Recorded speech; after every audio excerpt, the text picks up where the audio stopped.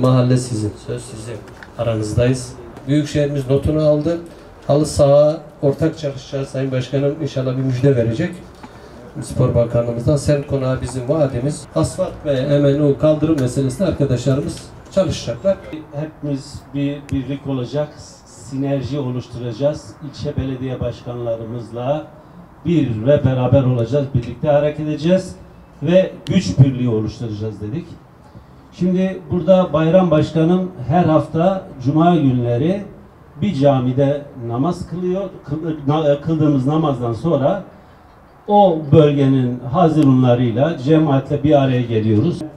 Halkımızla hemhal oluyoruz. Sizlerle görüşüyoruz, sizleri dinliyoruz. Allah'ın izniyle bu ekip bu sorunların üzerinde gelecek. Son bir ay içerisinde Malatya'mızdaki bakın rezerv alanları her tarafları ihale ediyoruz. Ve bu ihaleleri hızlı bir şekilde adım adım takip ediyoruz.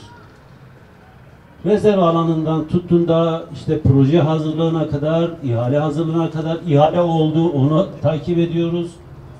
Şu anda 3000 tane konutumuz kura çekilmeye hazır.